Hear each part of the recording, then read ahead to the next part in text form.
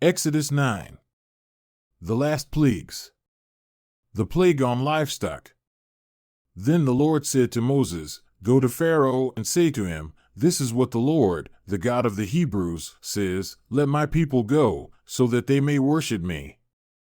If you refuse to let them go and continue to hold them back, the hand of the Lord will bring a terrible plague on your livestock in the field, on your horses, donkeys, and camels, and on your cattle, sheep, and goats.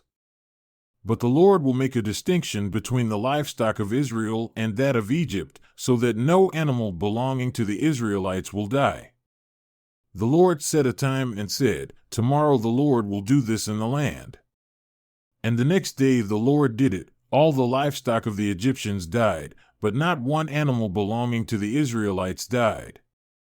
Pharaoh investigated and found that not even one of the animals of the Israelites had died.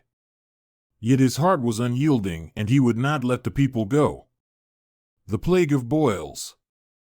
Then the Lord said to Moses and Aaron, 'Take handfuls of soot from a furnace and have Moses toss it into the air in the presence of Pharaoh. It will become fine dust over the whole land of Egypt, and festering boils will break out on people and animals throughout the land.' So they took soot from a furnace and stood before Pharaoh. Moses tossed it into the air, and festering boils broke out on people and animals. The magicians could not stand before Moses because of the boils that were on them and on all the Egyptians. But the Lord hardened Pharaoh's heart, and he would not listen to Moses and Aaron, just as the Lord had said to Moses. The plague of hail. Then the Lord said to Moses, "Get up early in the morning, confront Pharaoh, and say to him, 'This is what the Lord, the God of the Hebrews, says, Let my people go, so that they may worship me. Or this time I will send the full force of my plagues against you and against your officials and your people, so you may know that there is no one like me in all the earth. For by now I could have stretched out my hand and struck you and your people with a plague that would have wiped you off the earth. But I have raised you up for this very purpose, that I might show you my power and that my name might be proclaimed in all the earth. You still set yourself against my people and will not let them go. Therefore, at this time tomorrow I will send the worst hailstorm that has ever fallen on Egypt, from the day it was founded till now. Give an order now to bring your livestock and everything you have in the field to a place of shelter, because the hail will fall on every person and animal that has not been brought in and is still out in the field, and they will die.' Those officials of Pharaoh who feared the word of the Lord hurried to bring their slaves and their livestock inside.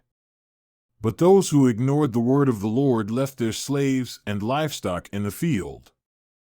Then the Lord said to Moses, 'Stretch out your hand toward the sky so that hail will fall all over Egypt, on people and animals, and on everything growing in the fields of Egypt.' When Moses stretched out his staff toward the sky, the Lord sent thunder and hail, and lightning flashed down to the ground.